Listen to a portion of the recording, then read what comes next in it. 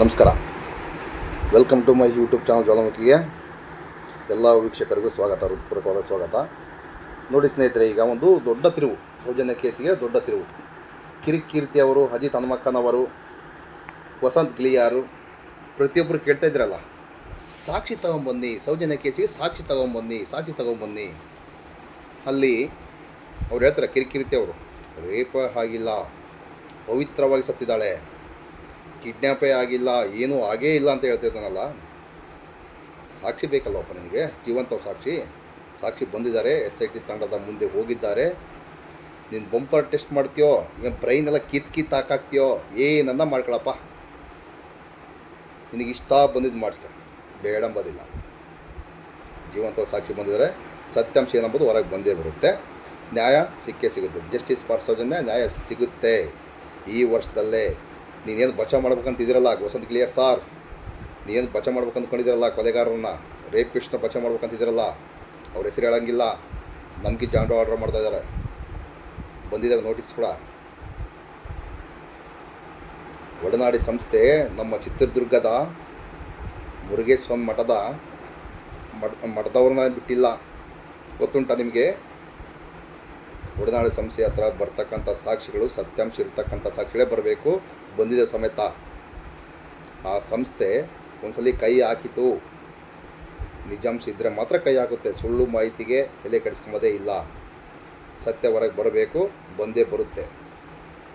ಒಡನಾಡಿ ಸಂಸ್ಥೆ ಹತ್ರ ಸೌಜನ್ಯ ಏನು ಆಗಿದಾಳಲ್ಲ, ಅಪಹರಣ, ಕಿಡ್ನಾಪ್, ಮರ್ಡರ್, ರೇಪ್ ಆಗಿದ್ದಾಳಲ್ಲ, ರೇಪ್ ಆಗಿರೋದು ನೋಡಿಲ್ಲ, ಕಿಡ್ನಾಪ್ ಆಗಿರ್ತಕ್ಕಂಥದ್ದನ್ನು ನೋಡಿದ್ದಾರೆ. ಆದರೆ ಸೌಜನ್ಯರೋ ಬ್ಯಾರೋ ಗೊತ್ತಿಲ್ಲ ಆಯಮ್ಗೆ ಅವತ್ತಿನ ದಿನ, ಇವತ್ತಿನ ದಿನ ಸಮೇತ ಗೊತ್ತಿಲ್ಲ. ನೀವು ಬ್ರೈನ್ ಮ್ಯಾಪಿಂಗನ್ನು ಮಾಡಿ, ಏನನ್ನ ಮಾಡಿ, ಯಾರನ್ನು ಹೇಳ್ಕೊಟ್ಟಾರ ಅಂತ ಕೂಡ ಅಂದ್ಕೊಂಬಿಡಿ. ನಾವು ಹೇಳ್ಕೊಟ್ಟಿರೋ ಅಂದ್ಕೊಳ್ರಿ, ಗಿರೀಶ್ ಮಠನ್ ಸರ್ ಹೇಳ್ಕೊಟ್ಟಿದ್ದಾರೆ, ಇನ್ನು ಕೂಡ ಸೃಷ್ಟಿ ಮಾಡಿದ ಅಂದ್ಕೊಂಬಿಡಿ. ಏನನ್ನ ಅಂದ್ಕೊಳ್ರಿ, ಬ್ರೈನ್ ಮ್ಯಾಪಿಂಗ್ ಮಾಡ್ತಾರೆ, ಏನು ಬೇಕಾದ್ರೂ ಮಾಡ್ಕೊಳ್ಳಿ, ಏನು ಬೇಕಾದ್ರೂ ತನಿಖೆ ಮಾಡಿ, ಸತ್ಯಾಂಶ ಹೊರಗೆ ಬಂದೇ ಬರುತ್ತೆ.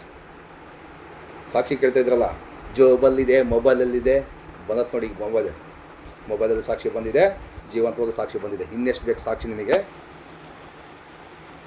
ಒಡನಾಡು ಸಂಸ್ಥೆ ನ್ಯಾಯ ಕೊಡಿಸುತ್ತೆ. ಸಾಕ್ಷಿ ಹಿಡ್ಕೊಂಡ್ಬಂದಿದೆ. ಇದು ಒಂದು ತಿಂಗಳ ಕೆಳ ಕೂಡ ಬಂದಿತ್ತು, ಒಡನಾಡು ಸಂಸ್ಥೆ ಹತ್ರ ಸಾಕ್ಷಿ ಇದೆ ಅಂತ. ಈಗ SIT ತನಿಖೆ ಮುಂದೆ ಪ್ರತಿಯೊಂದು ಇಂಚಿಂಚು ಮಾಹಿತಿ, ಸೌಜನ್ಯ ಹೇಗೆ ಕಿಡ್ನಾಪ್ ಮಾಡಿದರು, ಆ ಹುಡುಗಿಯೋ ಬೇರೆ ಗೊತ್ತಿಲ್ಲ, ಬಟ್ ಆ ಪ್ಲೇಸಲ್ಲಿ ಅವತ್ತು ಅಕ್ಟೋಬರ್ 8 ಅವತ್ತೇನು ಕಿಡ್ನಾಪ್ ಮಾಡ್ಕೊಂಡೋದ್ರಲ್ಲ, 9ನೇ ತಾರೀಕು. ನಮಸ್ಕಾರ. ವಸಂತ್ ಗಿಳಿಯಾರ್ ಸಾರ್, ಗಿಣಿ ವಸಂತ್ ಗಿಳಿಯಾರ್ ಗಿಣಿ ಹೇಳ್ತಾ ಇದ್ದಲ್ಲ ಬುರುಡೆ, ಏನಂತ, ಸಂತೋಷ್ ರಾವನ್ನು ಹಿಡ್ಕೊಂಬಂದ್ವಿ ಕತ್ಲು ಟೈಮಲ್ಲಿ ಇದ್ದ ಅಂತೇಳಿ, 7 ಗಂಟೆ ಟೈಮಲ್ಲಿ, 6 ಗಂಟೆ ಟೈಮಲ್ಲಿ ಅಂತ ಇದ್ದ ಅಂತ ಹೇಳ್ದಲ್ಲ. ಸ್ಫೋಟಕ ಹೇಳಿಕೆ ಕೊಡ್ತೀನಿ ನಾಳೆ. ಒಬ್ಬ ಲೇಡಿ ತನ್ನ ಫ್ಯಾಮಿಲಿಗೆ ಸಮೇತ ಹೇಳಿಕೆ ಬೇಕಾದ್ರೆ ಕೊಡ್ತಾರೆ, ಎಲ್ಲಿ ಬೇಕಾರೋ ಅಲ್ಲಿ ಬಂದು. ಅದು ಆಗಿರ್ತಕ್ಕಂಥದ್ದು ಇನ್ನು ಬೆಳಕಿದ್ದಂಗೆ 4:30-5 ಗಂಟೆ ಟೈಮಲ್ಲೇ ವಸಂತ ಗಿಳಿಯಾರ್ ಸಾರ್ 4:30-5 ಗಂಟೆ ಟೈಮಲ್ಲೇ ಅವನು ಸಂತೋಷ್ ರಾವ್ನನ್ನು ಹಿಡ್ಕೊಂಡು ಒದ್ದು ಒಳಗೆ ತಗೊಂಡು ಹೋಗಿರೋದು.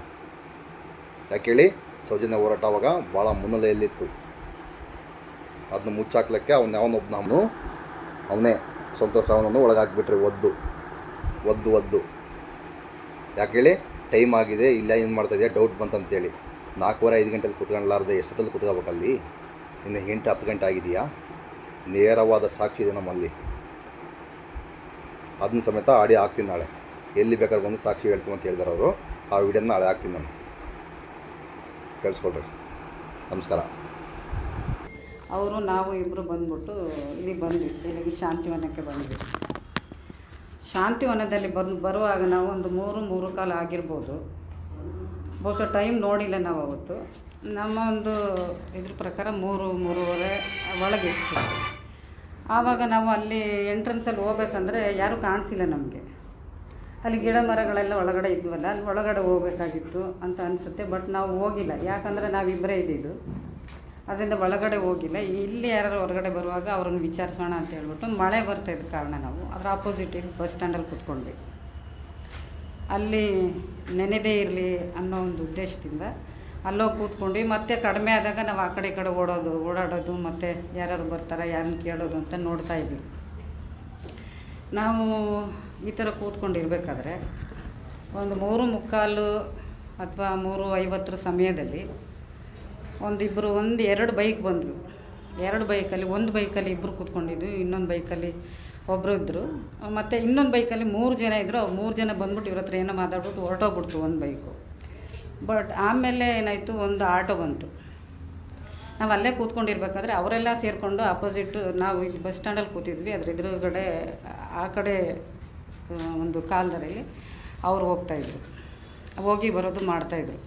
ಎಲ್ಲಿ ಅಂದರೆ ಅಲ್ಲಿಂದ ಸುಮಾರು ಒಂದು 200 ಫೀಟ್ಸ್ ಏನೋ ಇರ್ಬೋದು ಅಲ್ಲಿಗೆ, ಏನು ಒಂದು ಡಿಸ್ಟೆನ್ಸು. ಅಲ್ಲಿಂದ ಅಲ್ಲಿಗೆ ಓಡಾಡೋದು, ಬೈಕಲ್ಲಿ ಈ ಕಡೆ ಬರೋದು, ಹಂಗೆ ಮಾಡೋದೆಲ್ಲ ಅವರು ಮಾಡ್ತಾಯಿದ್ರು. ಸರಿ, ನಾವು ಅವ್ರನ್ನ ಕೇಳೋದ ಅಂತ ನಾವು ನೋಡ್ತಾಯಿದ್ವಿ. ಬಟ್ ಅವರೇ ಬಂದರು ನಮ್ಮ ಹತ್ರ. ಅವರೇನು ಅಂದರೆ ಅವ್ರ ಭಾಷೆಯಲ್ಲಿ ಏನೇನೋ ಮಾತಾಡಿಕೊಂಡು ಅವರೇ ನಮ್ಮ ಹತ್ರ ಬಂದರು. ಅದರಲ್ಲಿ ಒಬ್ಬ ಯಾರು ಅಂದರೆ ತೊದಲಿಸ್ಕೊಂಡು ಮಾತಾಡ್ತಿದ್ದವನು. ಅವ್ರು ಬಂದ್ಬಿಟ್ಟು, ಆಂಟಿ ನೀವು ಇದೇ ಥರ ಮಾತಾಡಿದ್ದು ನಮ್ಮ ಹತ್ರ, ಎಲ್ಲ ಮಾತನ್ನು ಇದೇ ಥರ ಫಸ್ಟು ಸ್ಟಾರ್ಟಿಂಗು ವರ್ಡಲ್ಲೇ ಒಂದು ಅಕ್ಷರವನ್ನು ತೊದಲು ಮಾಡೋದು, ಮತ್ತು ಇದೇ ರೀತಿ ಮಾತಾಡಿಸ್ಕೊಂಡು ನೀವು ಎಲ್ಲಿಂದ ಬಂದಿದ್ದೀರಿ ಅನ್ನೋದನ್ನು ಕೇಳಿದೆ ನಮಗೆ. ಯಾಕಪ್ಪ ನಿಮಗೆ ಏನು ಅಂತ ಹೇಳಿದ್ರು. ನಾನು ಆಟೋ ಇತ್ತಲ್ಲ ಅದಕ್ಕೇನು ಕರಿತಾಯಿದ್ದಾರೆ ಅಂತ. ಇಲ್ಲ, ನಾವಿಲ್ಲಿ ಪ್ರಕೃತಿ ಚಿಕಿತ್ಸಾಲಯ ಅಂತ ಇದೆಯಲ್ಲ ಇಲ್ಲಿಗೆ ನಾವು ಒಂಚೂರು ಡಾಕ್ಟ್ರ್ ನೋಡಲಿಕ್ಕೆ ಬಂದಿದ್ದೀವಿ ಅಂತ ಹೇಳಿದ್ವಿ. ಅದಕ್ಕೆ ಡಾಕ್ಟ್ರು ಈಗ ಇಲ್ಲವಲ್ಲ ಇಲ್ಲಿ, ನೀವು ಯಾಕೆ ಕಾಯ್ತಾ ಕೂತಿದ್ದೀರಾ? ಅವ್ರದ್ದೇ ಆದ ಭಾಷೆಯಲ್ಲಿ, ನೀವು ಯಾಕೆ ಇಲ್ಲಿ ಕಾಯ್ತಾ ಕೂತಿದ್ದೀರಾ? ಡಾಕ್ಟ್ರು ಇಲ್ಲಿ ಇಲ್ಲ, ನೀವು ಇನ್ನೂ ಬೇಕಾದಷ್ಟು ಪ್ರಕೃತಿ ಚಿಕಿತ್ಸಾಲಯಗಳಿದೆ, ಅಲ್ಲಿ ಎಲ್ಲ ಹೋಗಿ ತೋರಿಸ್ಕೋಬೋದಲ್ಲ ಅಂತ ತೊದಲು ನೋಡಿಲ್ಲ ಅವನಿಗೆ ಹೇಳ್ದೆ.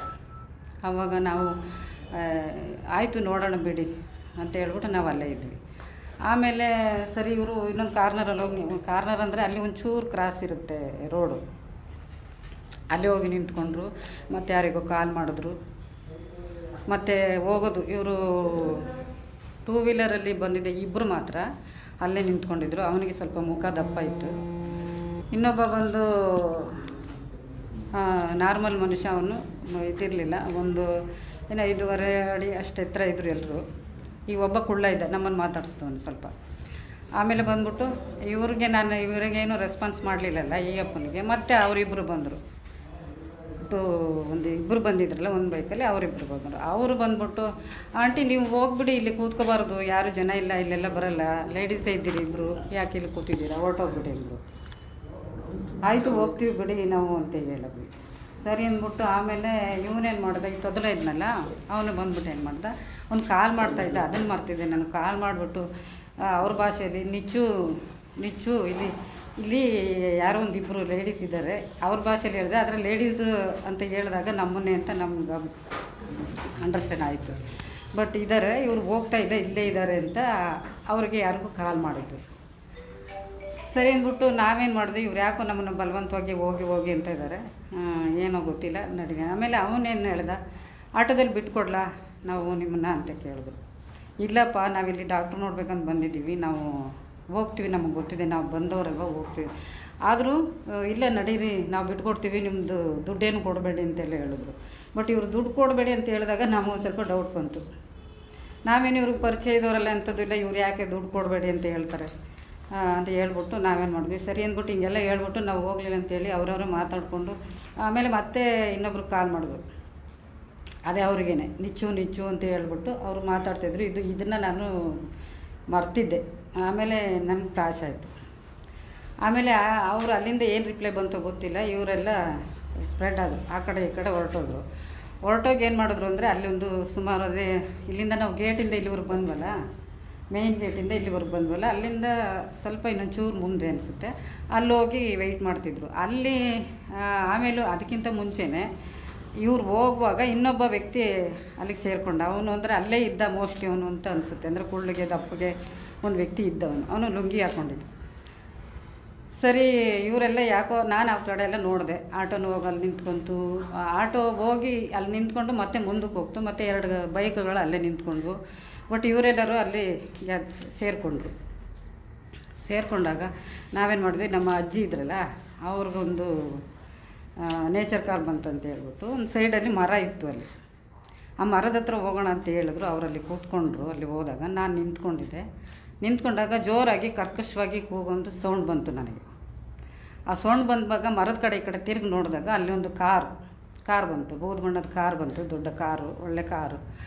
ಅಲ್ಲಿ ಬಂದಾಗ ಅಲ್ಲಿ ಒಂದು ಅಂದರೆ ಅದಕ್ಕಿಂತ ಮುಂಚೆನೇ ಏನಾಯಿತು ಅಂದರೆ, ನಾವಿಲ್ಲಿ ಬಂದಾಗ ಇವರು ಬರೋಕ್ಕೆ ಮುಂಚೆನೇ ಇವರು ನಮ್ಮನ್ನು ಮಾತಾಡಿಸಿ ಅಲ್ಲಿಗೆ ಹೋದ್ಮೇಲೆ ಹುಡುಗಿ ಛತ್ರಿ ಹಿಡ್ಕೊಂಡು ಹೋದ್ಲು. ಒಂದು ಹುಡುಗಿ ಛತ್ರಿ ಹಿಡ್ಕೊಂಡು ಹೋಗಿದ್ದು. ಆ ಹುಡುಗಿನ ನಾವು ನೋಡಿದ್ವಿ. ನಾನು ನೋಡಿದೆ ಏನಕ್ಕೆ ಅಂದರೆ, ಆ ಹುಡುಗಿ ನನ್ನ ಸೋದರತ್ತೆ ಮಗಳ ಥರ ಇದ್ಲು ಹುಡುಗಿ. ನೋಡಿ ಕೆಂಚಮ್ಮ, ಅವರು ನಮ್ಮ ಜ್ಯೋತಿ ಥರ ಇದಳಲ್ವ ಹುಡುಗಿ, ನಾನು ಹಂಗೆ ಅನ್ಕೊಬಿಟ್ಟೆ ಅಂತ ಅಂದ್ಬಿಟ್ಟು ಅವ್ರ ಹತ್ರನೂ ಕೂಡ ನಾನು ಹೇಳಿದೆ. ಆವಾಗ ಒಂದೆರಡು ಸೆಕೆಂಡ್ ಆ ಹುಡುಗಿನೇ ನೋಡಿದೆ, ಚೆನ್ನಾಗಿದ್ಲು ಹುಡುಗಿ ಅಂತ ಅಬ್ಸರ್ವ್ ಮಾಡಿದೆ. ಆಮೇಲೆ ಸರಿ ಇವರೆಲ್ಲ ಹೋದರು. ಅಂದರೆ ಅವ್ರು ಮುಂಚೆನೇ ಹೊರಟೋಗ್ಬಿಟ್ರು, ಇವಳು ಬರ್ತಾಯಿದ್ದಾಳೇನೋ ಮೆಸೇಜ್ ಬಂತೇನೋ, ಅವ್ರು ಅಲ್ಲಿಗೆ ಆ ಕಡೆ ಹೊರಟೋಗ್ಬಿಟ್ರು, ಇಲ್ಲಿ ಬಿಟ್ಟು, ಈ ಜಾಗ ಬಿಟ್ಟು. ಸರಿ ನಾವು ಈಗ ಈ ಕಡೆ ಹೋದ್ವಲ್ಲ ಮರದ ಹತ್ರ, ಆಮೇಲೆ ಹೋಗಿದ್ದು. ನಾವು ಹೋದಾಗ ಒಂದು ಸೌಂಡು ಜೋರಾಗಿ ಅಪ್ಪ ಅಮ್ಮ ಅಂತಲೇ ಏನೋ ಒಂದು ಸೌಂಡ್ ಬಂತು. ಬರುವಾಗ ನಾನು ಹಿಂಗೆ ತಿರುಗಿ ನೋಡಿದೆ, ಇಲ್ಲಿ ಹೋಗಿದ್ದು ಹುಡುಗಿನೇ ಅಲ್ಲಿ ಇನ್ನು ಬಲ ಹುಡುಗಿ ಈ ಥರ ಜಡಿ ಮೊಡಿ ಆಡ್ತಾ ಇದ್ದಾಳೆ. ಬಟ್ ಅವರು ಎಳಿತಾ ಇದ್ದಾರೆ.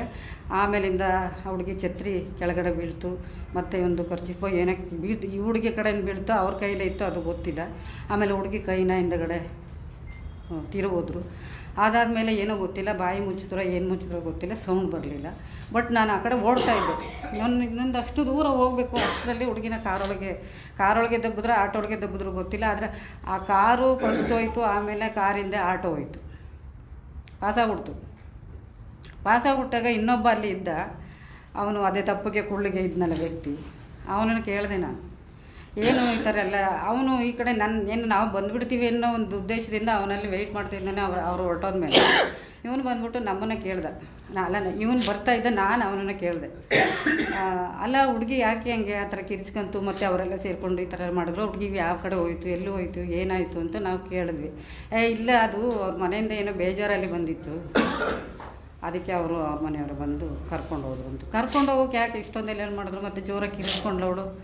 ಬೇಜಾರಿದ್ದನೇ ಬಂದರೆ ಅವ್ರ ಮನೆಯವರೇ ಬಂದಿರೋರು ಆಗಿದ್ರೆ ಕಿರ್ಚ್ಕೊಳ್ಳೋ ಅವಶ್ಯಕತೆ ಇಲ್ಲ ಅಂತ ಕೇಳಿದಾಗ, ನಿಮಗೆ ಯಾಕೆ ಬೇಕು ಅದು, ನೀವು ಯಾವ ಊರು, ನೀವು ಎಲ್ಲಿಂದ ಬಂದ್ರಿ, ನೀವು ಸುಮ್ಮನೆ ಹೋಗಿ, ನಿಮಗೆ ಯಾಕೆ ಬೇಕದೆಲ್ಲ ಅಂತ ಆಯಪ್ಪ ಹೇಳ್ದೆ, ಕುಳ್ಳಗಿದ್ದವನು.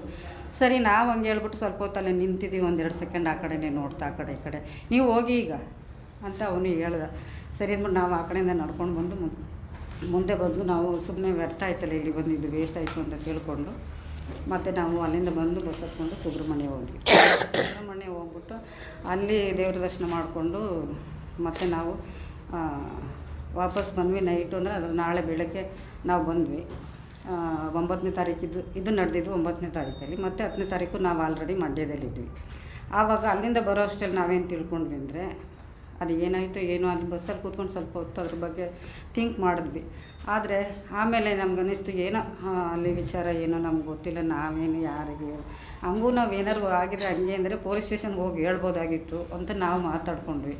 ಅಯ್ಯೋ ಅವ್ರ ಅಜ್ಜಿ, ಅಯ್ಯೋ ಮೇಡಮ್ ನೀವು ಯಾಕೆ ಅದೆಲ್ಲ ತಲೆ ಕೆಡಿಸ್ಕೊತೀರಿ, ಅಲ್ಲಿ ಏನಾಯಿತು ನಡ್ರಿ ನಮ್ಮ ಕಡೆಗೆ ನಾವು ಹೋಗುವ ಅಂತ ಇವ್ರು ಹೇಳಿದ್ರು. ಸರಿ ಅಂದ್ಬಿಟ್ಟು ನಾವು ಬಂದ್ಬಿಟ್ಟಾಗ ನಾನು ಅದು ಅಲ್ಲಿಗೆ ಒಂದು 2-3 ದಿವಸ ಬಂದು ಇವ್ರ ಅಕ್ಕ ಇವ್ರ ಹತ್ರ ಎಲ್ಲ ಹೇಳ್ಕೊಂಡೆ ನಾನು, ಈ ಥರ ಆಯಿತು ಅಲ್ಲಿ ಧರ್ಮಸ್ಥಳ ಅಂತ ಹೋದಾಗ ಒಂದು ಮಗುನ ಹುಷಾರು, ಹೆಣ್ಮಕ್ಳನ್ನೆಲ್ಲರೂ ಕಿಡ್ನಾಪ್ ಮಾಡ್ಕೊಂಡು ಹೋಗ್ತಾರೆ ಹಾಗೆ ಹೇಗೆ ಅಂತ. ಯಾಕೆಂದರೆ ಇವರ ಅಣ್ಣನ ಮಕ್ಕಳೆಲ್ಲರೂ ಹೆಣ್ಮಕ್ಳಿದ್ರು, ಅದಕ್ಕೆ ನಾನು ಅವ್ರ ಹತ್ರ ಎಲ್ಲ ಮಾತಾಡಿದೆ. ಆಮೇಲೆ ಒಂದು 5-6 ದಿವಸ ಆದಮೇಲೆ ಅದನ್ನು ಬಿಟ್ಟಾಕ್ತೆ ನಾನು, ಅದ್ರ ಗೋಜಿಗೆ ಹೋಗಲಿಲ್ಲ, ತಲೆಯಿಂದ ತೆಗೆದಾಕ್ಬಿಟ್ಟು ಸುಮ್ಮನೆ ನಮ್ಮ ದಿನಕ್ಕೆ ನಾವಿದ್ವಿ. ಆಮೇಲೆ 2023ರಲ್ಲಿ ನಾವು ಇದು ಅಂದರೆ ನಮಗೆ ಆವಾಗ ಸ್ಕ್ರೀನ್ ಟಚ್ ಮೊಬೈಲ್ ಇರಲಿಲ್ಲ. ಆಮೇಲೆ ಇದು ಟಿ ವಿ ಅಂತೂ ನಮ್ಮ ಮನೇಲಿ ಇಲ್ಲವೇ ಇಲ್ಲ. ಹಾಗಾಗಿ ನನಗೆ ವಿಚಾರಗಳೇನು ಇದು ಎಲ್ಲೂ ಬೆಳಕಿಗೆ ಬರಲಿಲ್ಲ. ಮೋಸ್ಟ್ಲಿ ಇವ್ರು ಏನಾರು ಅನೌನ್ಸ್ ಮಾಡಿ ಎಲ್ಲ ಟಿ ವಿ ಚಾನಲ್ಗಳಲ್ಲಿ ಕೊಟ್ಟಿದ್ದರೆ ನಾನು ಯಾರಿಗೂ ಯಾರ ಮಾತನ್ನು ಯಾವತ್ತೂ ಕೇಳಿಸೋಳಲ್ಲ. ಮೋಸ್ಟ್ಲಿ ನಾನು ಆಗಲೇ ಬಂದು ಧರ್ಮಸ್ಥಳಕ್ಕೆ ನಾನು ವರದಿ ಒಪ್ಪಿಸ್ತಿದ್ನೋ ಏನೋ ಗೊತ್ತಿಲ್ಲ. ಬಟ್ ಇದನ್ನೆಲ್ಲ ನನಗೆ ಯಾವುದು ಗೊತ್ತಾಗ್ದಂಗೆ ಆಯಿತು, ನಡುವೆ ಪರದೆ ಹೇಳ್ದಂಗೆ ಆಯಿತು. ಆಮೇಲೆ 2023 ಇವರು ಸರ್ ಇದೆಲ್ಲ ಕೊಟ್ಟಾಗ ಮತ್ತು ಯಾವುದೇ ಚಾನಲಲ್ಲಿ ಈ ಥರ ಎಲ್ಲ ಬಂದಾಗ, ಹೌದು ಈ ಹುಡುಗಿನ ನನ್ನ ಫ್ಲಾಶ್ ಆಯಿತು. ಅವತ್ತು ನಾವು ಹೋಗಿದ್ವಿ. ಯಾಕೆ ಅವತ್ತು ಹೋಗಿದ್ವಿ ಅಂದರೆ, ಅವತ್ತು ನಮ್ಮ ತಂದೆ ಯಾವತ್ತೂ ಪ್ರತಿ ವರ್ಷವೂ ಹೋಗ್ತಾಯಿದ್ರು ಧರ್ಮಸ್ಥಳಕ್ಕೆ. ಅದಕ್ಕೆ ನಾನು ಅವತ್ತು ನಮ್ಮ ತಂದೆದು ಇದು ಒಂದು 1 ವರ್ಷಕ್ಕೊಂದು ಸಾರಿ ಏನೋ ಮಾಡ್ತಾರಲ್ಲ, ಅವತ್ತಿನ ದಿವಸ ಅಲ್ಲಿಗೆ ನಾನು ಹೋಗಿದ್ದೆ. ನಮ್ಮ ತಂದೆ ಹೆಸರು ಏನೇನೋ ಒಂದು ಕಾಣಿಕೆ ಆಗ್ಬೇಕಂತ. ಆಗ ಅದನ್ನು ಮುಗಿಸ್ಕೊಟ್ಟು ಆಮೇಲೆ ಆ ಥರ ಅದು ನೆನಪು ನನಗೆ ಚೆನ್ನಾಗಿದೆ. 8ನೇ ತಾರೀಕು ನಾನು ಹೋಗಿದ್ದು, 9ನೇ ತಾರೀಕಲ್ಲಿದ್ದು, 10ನೇ ತಾರೀಕು ನಾವು ವಾಪಸ್ ಬಂದ್ವಿ ಅಂತ.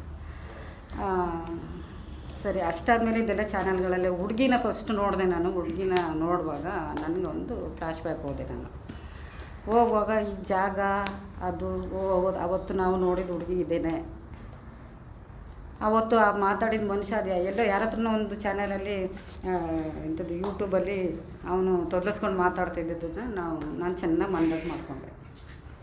ಈತನೇ ನಮ್ಮನ್ನು ಬಂದು ಮಾತಾಡಿಸ್ತಾ, ಆಮೇಲೆ ದಪ್ಪ ಮುಖ ಇದ್ದವನು ಬಂದು ಮಾತಾಡಿಸ್ತಾ, ಆಮೇಲೆ ನಿಚ್ಚು ಅಂತ ಹೇಳಿದವನು ಕಾರಿಂದ ಇಳಿದವನು ಟಿಪ್ ಟಾಪಾಗಿ ಹಿಂಗೆ ಇದೆಲ್ಲ ಇನ್ಶರ್ಟ್ ಮಾಡಿಕೊಂಡು ಈ ಕಾರಿಂದ ಇಳಿದಿದ್ದಷ್ಟೇ. ಆಮೇಲೆ ಅವನು ಹತ್ಕೊಂಡಿದ್ದಷ್ಟೇ. ಇಷ್ಟೆಲ್ಲ ನೋಡಿದ್ವಿ ಅಷ್ಟೇ. ಅದನ್ನೆಲ್ಲ ನೋಡಿದಾಗ ನನಗೆ ಆವಾಗ ಅನ್ನಿಸ್ತು, ಈ ಹುಡುಗಿ ಕೊಲೆ ಆಗಿದೆ, ಅತ್ಯಾಚಾರ ಆಗಿದೆ, ನಾವಲ್ಲಿ ನೋಡಿದ್ದು ಇದೇ ಹುಡುಗಿನ ಅಂತ ನನಗೆ ಫ್ಲಾಶ್ ಆಯಿತು.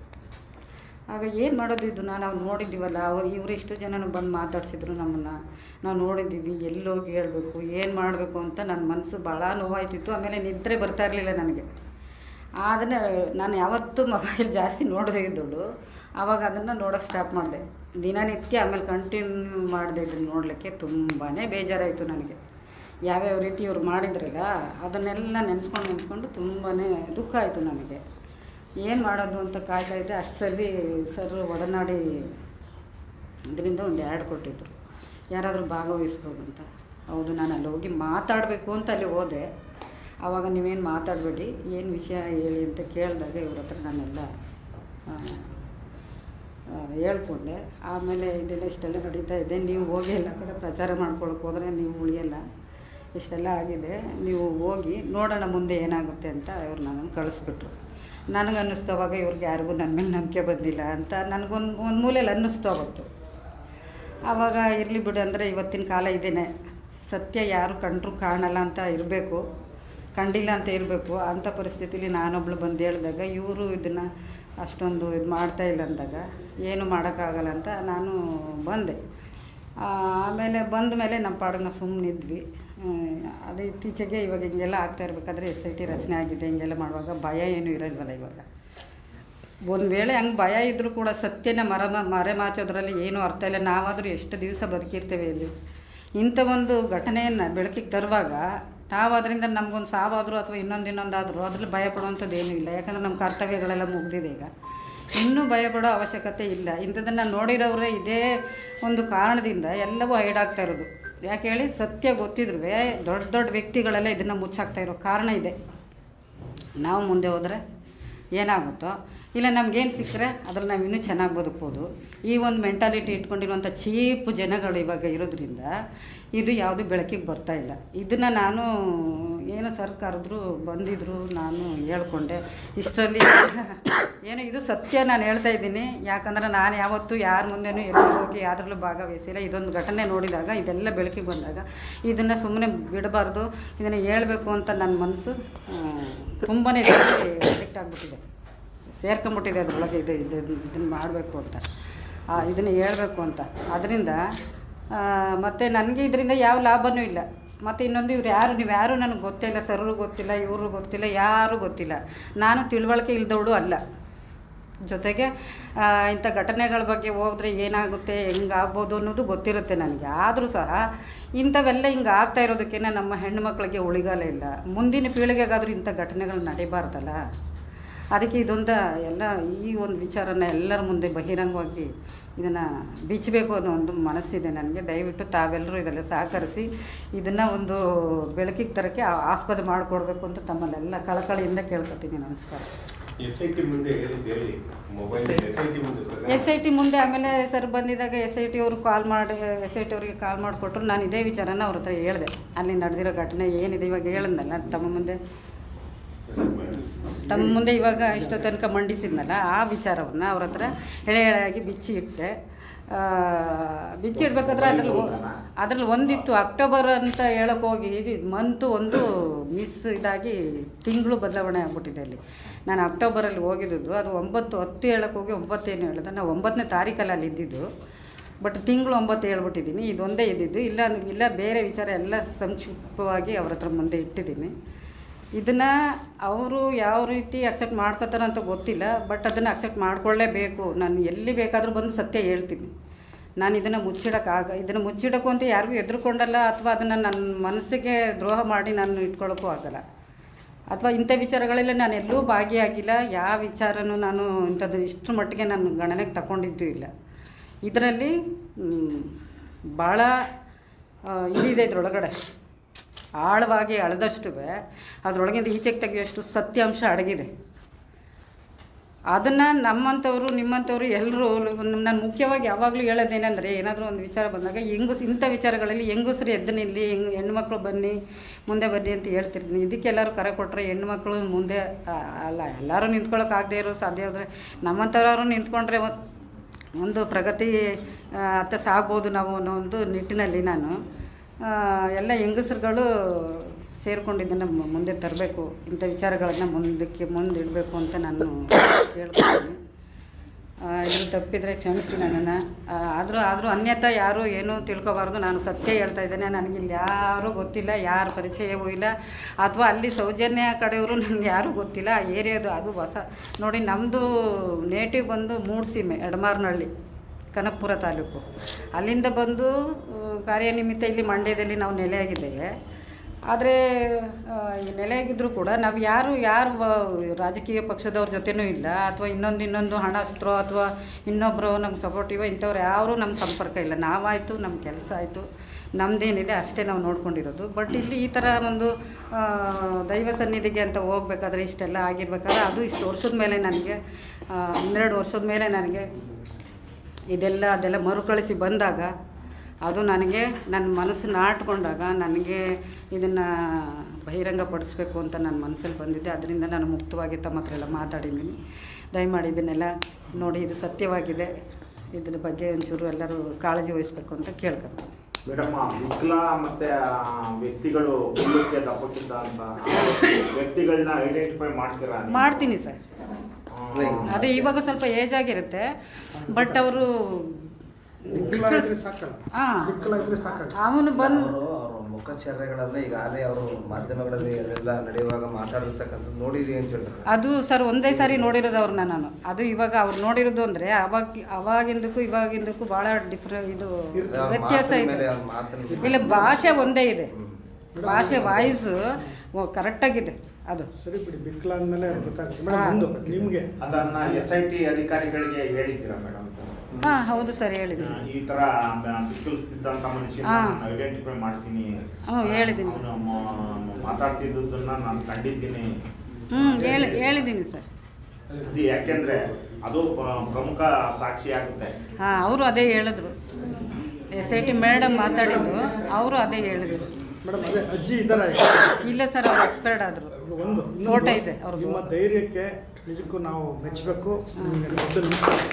ಆಮೇಲೆ ನನ್ನ ಒಂದು, ನಿಮ್ಮ ಕುಟುಂಬ ನಿಮಗೆ ಸಹಕಾರಿಯಾಗಿ ನಿಂತಿದ್ಯಾ? ಯಾಕಿಲ್ಲ ಹೇಳಕ್ಕೆ ಹೋಗ್ತೀಯಾ ಸರ್? ಇದು ನನ್ನ ಪರ್ಸ್ನಲ್ ವಿಚಾರನ ಎಲ್ಲರ ಮುಂದೆ ಹೇಳ್ಕೊಳ್ಳೋ ಅಗತ್ಯ ನನಗಿಲ್ಲ ಅನಿಸುತ್ತೆ. ಯಾಕಂದರೆ ನಾನು ನನ್ನ ಮನಸ್ಥೈರ್ಯವನ್ನು, ನನ್ನ ಆತ್ಮಸ್ಥೈರ್ಯವನ್ನು ಈಗಿಂದಲ್ಲ, ನಾನು ಸಣ್ಣ ಮಗುವಿಂದನೂ ರೂಢಿಸ್ಕೊಂಡಿದ್ದೀನಿ. ಯಾಕಂದರೆ ಅದು ಇವತ್ತು ನಾನು ಯಾರಿಂದನೂ ಒಂದು ಬೆರಳು ತೋರಿಸ್ಕೊಳ್ಳೋ ಮಟ್ಟದಲ್ಲಿ, ಕೀಳ್ಮಟ್ಟದಲ್ಲೂ ನಡೆದಿಲ್ಲ. ಬಟ್ ನನ್ನ ಬೆನ್ನನ್ನು ನಾನೇ ತಟ್ಕೊಳ್ಳಲ್ಲ. ಬಟ್ ಭಗವಂತ ನನಗೆ ನಾನು ಸರಿಸಾಟಿ ಅಂತ ನಾನು ಅನ್ಕೋತೀನಿ. ನನ್ನ ಕುಟುಂಬದವರು ಅಂತ ನನ್ನನ್ನು ಆಕ್ಷೇಪ ಮಾಡೋರಾಗಲಿ, ಅಡ್ಡಿಪಡಿಸೋರಾಗಲಿ, ಇನ್ನೊಂದಾಗಲಿ, ಬಂಧು ಬಳಗ ತುಂಬ ಇದ್ದಾರೆ. ಬಟ್ ನಾನು ಅವರ ಒಂದು ಯಾವುದೇ ಇದರಲ್ಲೂ ನಾನು ಬೆಳೆದಿಲ್ಲ. ಮತ್ತು ನನಗಿಬ್ಬರು ಹೆಣ್ಮಕ್ಳಿದ್ದಾರೆ, ಅವ್ರಿಗೊಂದೆಲ್ಲ ಜವಾಬ್ದಾರಿ ಎಲ್ಲ ಮುಗಿಸ್ಕೊಂಡಿದ್ದೀನಿ ನಾನು. ಅಷ್ಟಾದಮೇಲೆ ಏನೋ ಕಷ್ಟ ಕಾರ್ಪಣ್ಯಗಳಿರುತ್ತೆ. ಇಲ್ಲ, ಯಾಕಂದರೆ ಅವ್ರಿಗಿಂತ ವಿಚಾರಗಳೆಲ್ಲ ನಾನು ಹೇಳ್ಕೊಂಡು ಇಲ್ಲ. ಯಾಕಂದರೆ ಅವರು ಬೇರೆ ಫ್ಯಾಮಿಲಿಗೆ ಸೇರಿಕೊಂಡವರು. ಇನ್ನೊಂದು ನನ್ನನ್ನು ಆಕ್ಷೇಪ ಮಾಡೋಕ್ಕೋ, ಅವರು ನನ್ನ ಬಗ್ಗೆ ಏನೋ ಒಂದು ಕೀಳರಿಮೆಯಾಗಿ ಮಾತಾಡೋಕ್ಕೋ ಯಾರೂ ಇಲ್ಲ. ನನಗೊಂದು ತುಂಬ ಗೌರವ ಇದೆ ಎಲ್ಲ ಕಡೆನೂ. ಒಂದು ರಿಲೇಷನ್ಶಿಪ್ಪಲ್ಲೂ ಅಷ್ಟೇ, ಫ್ರೆಂಡ್ಶಿಪ್ಪಲ್ಲೂ ಅಷ್ಟೇ, ಎಲ್ಲ ಕಡೆನೂ ಒಂದು ಇದಿದೆ. ಬಟ್ ನಾನು ಇಂಥ ವಿಚಾರಗಳನ್ನು ಯಾರ ಹತ್ರನೂ ಹೇಳ್ಕೊಳ್ಳೋದು, ಅಥವಾ ಅವರ ಒಂದು ಏನಾದ್ರು ಅನುಮತಿ ಪಡ್ಕೊಳ್ಳೋದು, ಅಥವಾ ಇನ್ನೇನಾದ್ರು ಅವರ ಆಕ್ಷೇಪ ಏನಾದರೂ ಇದೆಯಾ, ಇಂಥದ್ದಕ್ಕೆಲ್ಲ ಯಾರು ಏನೂ ಇಲ್ಲ ಸರ್ ಆ ನನಗೆ ಥರ ಏನಿಲ್ಲ. ಏನಿಲ್ಲ. ಇವ್ರು ಅಜ್ಜಿ ಜೊತೆ ಬಂದಿದ್ರಲ್ಲ ಅದನ್ನ ಶೂಟ್ ಮಾಡಿದೀವಿ 1 ವರ್ಷದ ಹಿಂದೆನೆ. ಆದ್ರೆ ಯಾರು ತನಿಖೆ ಯಾರು ಕೈಗೆತ್ಕೊಳ್ಳದೆ ಇದ್ದಾಗ ಈಗ ತನಿಖೆ ಅಲ್ಲ ಸರ್, ಈಗ ನಿಮಗೆ 1 ವರ್ಷದ ಮುಂಚೆನೇ ಬಂದು ಹೇಳಿದ್ರೆ ಮೇಡಮ್, ಆದರೆ ನೀವು ಈಗ ಎಸ್ ಐ ಟಿ ಕೊಟ್ರಿ ಅದನ್ನ. ಅಂದರೆ ಈ ಯಾರ ಮುಂದೆ ಪ್ರೆಸೆಂಟ್ ಮಾಡೋಕ್ಕೂ ಆಗಿಲ್ಲ. ಸುಮ್ಮನೆ ಬಟ್ ನಿಮ್ಗೆ ಗೊತ್ತಿರಬೇಕು ಸಣ್ಣ ತುಂಡುತನ ನಾವು ಬಿಟ್ಟಿದ್ವಿ. ಬಂದು ಇವ್ರು ಭೇಟಿ ಮಾಡೋರಲ್ಲ, ಸಣ್ಣ ತುಂಡು ಅಲ್ಲ, ನಾನು ಎಷ್ಟು ಕಷ್ಟಪಟ್ಟಿದ್ದೀನಿ ಅಂದರೆ ಇಲ್ಲಿ ಬರ್ಬೇಕಂದ್ರೆ ಇವ್ರು ಆ್ಯಡ್ ಕೊಟ್ಮೇಲೆ ಇವ್ರು ನಾಡಿದ್ದೆ ಮುಗ್ದೋಗುತ್ತೆ, ಪ್ರೋಗ್ರಾಮ್ ಇದೆ, ನಾನು ಎಲ್ಲಿ ಹುಡ್ಕೊಂಡು ಹೋಗೋದು ಏನು ಮಾಡೋದು ಅಂದರೆ ಆಮೇಲೆ ಇವರೊಂದು ನಂಬರ್ ಕೊಟ್ಟರೆ ಆದ್ಮೇಲೆ ನಾನು ಅಪರಿಚಿತಳು ಯಾವ ರೀತಿ ಇವ್ರ ಹತ್ರ ಫೋನ್ ಕರೆ ಮೂಲಕ ಮಾತಾಡೋದು ಅಂತ ನಾನೆಲ್ಲನೂ ಯೋಚನೆ ಮಾಡ್ತೀನಿ. ಆವಾಗ ಏನೂ ಇಲ್ಲ, ಡೈರೆಕ್ಟಾಗಿ ಅವ್ರ ಹತ್ರ ಹೋಗಿ ವಿಚಾರ ಮುಟ್ಟಿಸ್ಬೇಕು, ಏನು ಮಾಡಬೇಕು ಅಂತ ತಿಳ್ಕೊಂಡು ಆ ಆ್ಯಡ್ ನೋಡಿದ ಮಾರನೆಗೇ ನಾನು ಇಡೀ ಮೈಸೂರಲ್ಲೆಲ್ಲ ಕೇಳ್ಬೋದು. ಯಾರಿಗೂ ಒಡನಾಡಿ ಸಂಸ್ಥೆ ಅಂದರೆ ಕೆಲವ್ರಿಗೆ ಯಾರಿಗೂ ಗೊತ್ತೇ ಇಲ್ಲ ಸರ್ ಇದುವರೆಗೂ. ಆಮೇಲೆ ಬಂದ್ಬಿಟ್ಟು ನಮ್ಮ ಮಂಡ್ಯದಲ್ಲೇ ಒಬ್ಬರು ಹೇಳಿದ್ರು ನನಗೆ, ಏನಂದರೆ ಯಾವತ್ತೋ ನಿಮ್ಮ ಎಷ್ಟೋ ಒಂದು 25 ವರ್ಷದಿಂದ ನಿಮ್ಮ ಸಂಸ್ಥೆಗೆ ಬಂದಿದ್ರಂತೆ, ಈ ಥರ ಊಟಗಳ್ಳಿ ಅಂತ ಹೋಗಿ ಅಲ್ಲಿಗೆ ಅಂತ ಹೇಳ್ಬಿಟ್ಟು. ಆಮೇಲೆ ನಾನು ಅಲ್ಲಿ ಬಂದು ಊಟಗಳ್ಳಿ ಅಂದರೆ ಎಲ್ಲಿ ಇಳ್ಕೊಬೇಕು ಏನು ಅಂತಲೂ ಗೊತ್ತಿಲ್ಲ, ಎಲ್ಲೆಲ್ಲೋ ಇಳ್ಕೊಬಿಟ್ಟಿದ್ದೆ ಸ್ಟಾಪಲ್ಲಿ. ಆಮೇಲೆ ಅಲ್ಲಿಂದ ಎಲ್ಲ ಕೇಳ್ಕೊಂಡು ಬಂದಾಗ ನಿಮ್ಮ ಮುಂದಿನ ಲೈನ್ ಒಂದು ಕ್ರಾಸ್ ಇದೆಯಲ್ಲ ಅಲ್ಲಿಗೆ ಹೊರಟೋಗಿದ್ದೆ. ಅವ್ರು ಹೇಳಿದ್ರು ಹಿಂದೆಗಡೆ ಲೈನಲ್ಲಿದ್ದೆ ಹೋಗಿ ಅಂತ. ಆವಾಗ ಬೆಳಗ್ಗೆ ಹೊರಟೋಳು, ನಾನು 8 ಗಂಟೆಗೆ ಮನೆ ಬಿಟ್ಟವಳು. ಈ ಸರ್ನ ಭೇಟಿ ಮಾಡೋಕ್ಕೆ ಒಂದು ಎಷ್ಟು 3-4 ಗಂಟೆನೂ ಆಗಿತ್ತು ಅನಿಸುತ್ತೆ. ಅಷ್ಟು ನಾನು ಶ್ರಮಪಟ್ಟು ಕಷ್ಟಪಟ್ಟು ಅಲ್ಲಿವರೆಗೆ ಬಂದಿದ್ದೀನಿ. ಅಂದರೆ ನಾನು ಒಬ್ಬಳೇ ಬಂದಿದ್ದೀನಿ ಅವತ್ತು ಫಸ್ಟ್ ಡೇ. ಬಟ್ ನನಗೆ ಭಾಳ ಮುಖ್ಯ ಆಗುತ್ತೆ ಅವ್ರು ಹೇಳೋದು, ಈ ಮಾತು ಭಾಳ ಮುಖ್ಯ ಆಗುತ್ತೆ. ಹುಡುಕೊಂಡು ಬಂದಿದ್ದೀನಿ ಒಡನಾಡಿ ಸಂಸ್ಥೆನ ಅನ್ನೋದು ಭಾಳ ಮುಖ್ಯ ಆಗುತ್ತೆ. ಯಾಕೆಂದರೆ ಆರೋಪಗಳು ಎಲ್ಲನೇ ಹಿಡ್ಕೊಂಡ್ಬಂದ್ಬಿಟ್ಟು ಅವ್ರು ಏನಾದರೂ ಬಂದ್ಬಿಡ್ತಾವಲ್ಲ. ಅಲ್ಲ ಮೇಡಮ್, ಇವಾಗ ಅವತ್ತು ಛತ್ರಿ ಹಿಡ್ಕೊಂಡು ಹೋಗಿ ಹುಡುಗಿ ನೋಡಿದ್ರಲ್ಲ, ಇವತ್ತು ಬೇರೆ ಕಡೆ ಫೋಟೋ ಎಲ್ಲ ಓಡಾಡ್ತಿತ್ತಲ್ಲ, ನಿಮ್ಗೆ ಸ್ಪಷ್ಟತೆನಾ? ಅದೇ ಹುಡುಗಿ ಸ್ಪಷ್ಟತೆ ಯಾಕಂದರೆ ಅದು ಅದೇ ಹುಡುಗಿ ಅಂದರೆ ಅವಳು ಸೇಮ್ ನನ್ನ ತಂದೆ ತಂಗಿನ ಮಗಳು ಜ್ಯೋತಿ ಅಂತ ಇದ್ದಾಳೆ. ಸೇಮ್ ಹುಡುಗಿ ಅದೇ ಥರ ಇದ್ದಾಳೆ. ಬೇಕಾದ್ರೆ ನಮ್ದೊಂದು ಫೋಟೋನು ಬೇಕಾದ್ರೆ ಅದು ಅಂದರೆ ನಾನು ಇವಾಗ ದೂರ ಊರಿರೋದು ಅದು ಅವಳು ತೀರ್ಕೊಂಬಿಟ್ಲು. ಅವಳು ತೀರ್ಕೊಂಡು ಒಂದು 7-8 ವರ್ಷ ಆಯಿತು. ಸೇಮ್ ಫೇಸ್ ಕಟ್ಟು ಎಲ್ಲ. ಅವಳು ಹೋಗ್ತಾ ಛತ್ರಿ ಹಿಡ್ಕೊಂಡು ಓಡುವಾಗ ಅವಳು ಈ ಕಡೆ ನನ್ನ ಕಡೆ ಫೇಸ್ ಮಾಡಿದ್ಲು, ಅವಳು ಆ ಕಡೆ ಈ ಕಡೆ ನೋಡ್ಕೊಂಡು ಹೋಗ್ತಿದ್ದಲ್ಲ, ನಾನು ಅವಳ ಕಡೆ ನೋಡಿದೆ. ಇಲ್ಲಿ ನಮ್ಮ ಜ್ಯೋತಿ ಥರ ಇದ್ದಾಳಲ್ವ ಕೆಂಚಮ್ಮ ಇವಳು, ಪಾಪ ನಮ್ಮ ಜ್ಯೋತಿ ಸತ್ತ ಅಂತ ಅವ್ರಿಗೆ ತೋರಿಸ್ದೆ ನಾನು. ಫೋಟೋ ಇದೆಯಲ್ಲ SIT ಸೌಜನ್ಯ ಕೇಸನ್ನ ಬಿಟ್ಟು ನೋಡುತ್ತೆ ಅಂತ ಇರೋದು. ಸೊ ಅವರು ಈಗ ಈ ಅದು ಹಿಂಬಾಗಿಲಿನಿಂದ ನೋಡ್ತಾರೆ ಯಾವುದೇ ಒಂದು ಪ್ರಕರಣವನ್ನು. ಈಗ ಡೆತ್ ಎಲ್ಲ ಬಂದಿದೆಯಲ್ಲ, ಈಗ ಒಂದು 6-7 ಸಿಕ್ಕಿದೆ ಅನ್ನೋದು ಆದ್ರೆ ಅದು ಗೊತ್ತಿಲ್ಲ ನಮಗೆ. ಅಲ್ಲಿಯ ಪೊಲೀಸರು ಇದು ಹಿಂಬಾಗಿಲಿನ ಮೂಲಕವಾಗಿ ಕನೆಕ್ಟಿವಿಟಿ ಡೆವಲಪ್ ಈಗ ಸರ್ ನಾನು ಈಗ ನಾವು ಪ್ರೆಸೆಂಟ್ ಮಾಡಬೇಕಾದ್ರೂ ಕೂಡ ಎಷ್ಟೇ ಇಮೋಷನಲ್ ವಿಷಯ ಆದರೂ ಕೂಡ ಲೀಗಲ್ ಆಗಿ ತಾಂತ್ರಿಕ ಇದು ಟೆಕ್ನಿಕಲ್ ಆಗಿ ಪ್ರೆಸೆಂಟ್ ಮಾಡೋದು. ಈಗ ಇವರು ನೋಡಿದ್ದು ಸೌಜನ್ಯವೇ ಆಗಬೇಕು ಅಂತ ಏನೂ ಇಲ್ಲ. ಆ ದಿವಸ ಅವ್ರಿಗೆ ಸೌಜನ್ಯ ಅಂದರೆ ಯಾರು ಅಂತ ಗೊತ್ತಿಲ್ಲ ನನಗೆ. ಒಂದು ಎರಡನೇದು ಅವ್ರು ನೋಡಿದ್ದು ಒಂದು ಹುಡುಗಿಯನ್ನ ಅಪಹರಣ ಮಾಡ್ಕೊಂಡು ಹೋಗ್ತಿದ್ದಂಥ ದೃಶ್ಯವನ್ನಷ್ಟೇ. ಅದೇ ದಿನ ಅದೇ ಸ್ಪಾಟಲ್ಲಿ ಅಲ್ಲಿಗೆ ಬರ್ತೀನಿ. ಒಂದು ನಿಮಿಷ ಈಗ ಅವ್ರು ಹೇಳಿದ್ದಾರೆ ಅದನ್ನೇ ಎಲ್ಲ ಸೇರಿದ್ವಿ, ಅದನ್ನ ಕಾಂಪಿಟೇಟಿವ್ ಅಥಾರಿಟಿ ಮುಂದೆ ಏನು ಮಾಡೋದು ಈಗ ಪ್ರೆಸೆಂಟ್ ಮಾಡಬೇಕಾಗಿದ್ದು ಬೇಡ ಕಡೆಯಿಂದ ಬೇರೆ ಪ್ರೆಸೆಂಟ್ ಏನು ಬಂದಿದ್ರೆ ಸ್ವಲ್ಪ ಚರ್ಚೆ ಇದು ಒಂದು ಹೆಣ್ಮಗುನ ಎತ್ತಾಕೊಂಡು ಹೋಗ್ತಿರುವಂಥದ್ದನ್ನ ನಾನು ನೋಡಿದ್ದೀನಿ ಅಂತ ಹೇಳುವಂಥದ್ದಷ್ಟೇ. ಆ ದಿವಸ ಕೋರ್ಟಲ್ಲಿ ವಿಚಾರಗಳು ಬೇರೆ ಇದ್ದಾವೆ. ನಾವು ಎಷ್ಟೇ ಮಾತಾಡೋದು ಕೋರ್ಟಲ್ಲಿ ಏನು ನಡೀತದೆ ಒಂದು ನಿಮಿಷ ತಡಿಯೋಣ. ಏನೋ ಹೇಳ್ತಿದ್ದು ಮರ್ತೋಗ್ಬಿಡ್ತದೆ. ಒಂದು ನಿಮಿಷ. ಕೋರ್ಟಲ್ಲಿ ಒಂದೇ ಒಂದು ಅಂಶದಲ್ಲಿ ಕೋರ್ಟ್ ಖುಲಾಸೆ ಆಗ್ಬಿಡುತ್ತೆ. ಬೆನಿಫಿಟ್ ಆಫ್ ಡೌಟ್ ಹೆಂಗೆಂಗೋ ಹೋಗ್ತದೆ. ನಾವು ಎಷ್ಟು ವಿಸ್ತೃತವಾಗಿ ಮಾತಾಡ್ಲಿಕ್ಕೆ ಬರೋದಿಲ್ಲ, ಕತೆ ಹೇಳ್ಕೊಂಡು ಬಿಡಲ್ಲ.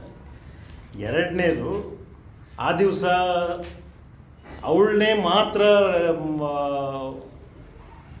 ಅಪಹರಣ ಮಾಡಿರಬೇಕು ಅಂತ ಏನೂ ಇಲ್ಲ. ಸೌಜನ್ಯ ಮಾತ್ರ ಅಪಹರಣ ಆಗಿರಬೇಕು ಅಂತ ಹೇಳುವಂಥ ಇದು ನಾನು ಕೋರ್ಟ್ ಪಾಯಿಂಟ್ ಆಫ್ ವ್ಯೂಲಿ ಹೇಳ್ತಿರೋದು.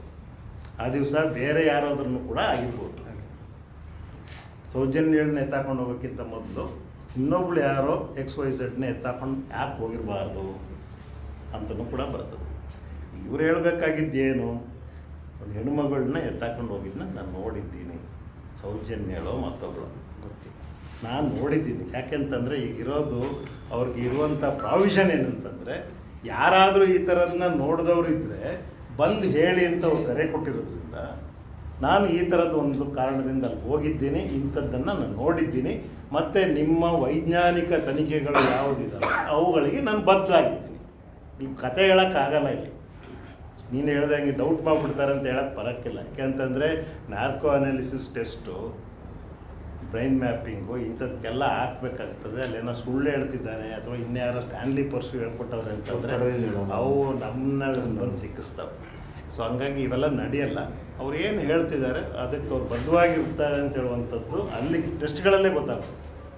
ಈಗ ಡೇಟು ಈಗ ಮೇಡಮ್ಮು ಅವತ್ತು ನೋಡಿದಾರಲ್ವಾ, ಆ ಘಟನೆಗೂ ಸೌಜನ್ಯ ತೀರ್ಕೊಂಡ ಡೇಟ್ಗೂ ಮ್ಯಾಚ್ ಆಗ್ತಾ ಇಲ್ಲ ಅಂತ ಅದು ಮುಖ್ಯ. ಯಾಕೆಂದರೆ ನೀನು ಮಾತಾಡ್ತಾ ಹೇಳಿದೆ ಸೊ ಇದೇ ಆಗಿರಬೇಕು ಅಂತೇನಿಲ್ಲ ಅಂತಂದಲ್ಲ, ನಮಗೆ ಆ ಮೇಡಮ್ ಡೇಟ್ ಇದೆಯಲ್ಲ, ಅವರು ಸೀಕ್ವೆನ್ಸನ್ನು ನೋಡಿದ ದೃಶ್ಯದ ದಿನ ಇದೆಯಲ್ಲ, ಅದು ಈಗ ನಮಗೆ ಅಲ್ಲಿ ಬರ್ತಾ ಇರ್ತಕ್ಕಂಥ ಅವಳ ಘಟನೆ ನಡೆದಿರ್ತಕ್ಕಂಥದ್ದಕ್ಕೆ ಮ್ಯಾಚ್ ಆದರೆ ಸಾಕು ನಮಗೆ. ಆಮೇಲೆ ಯಾರೋ ಅವಳೋ ನೆಕ್ಸ್ಟ್ ಮಾಡಿ ಈಗ ಅದಾವ್ರೆ ಅಕ್ಟೋಬರ್ 8ನೇ ತಾರೀಕು ನೈಟ್ ಹೊರಡ್ತಾರೆ, 9 ಕಲ್ಲು ಹೋಗಿದ್ದಾರೆ ಅಂತ ಹೇಳ್ತಾರೆ.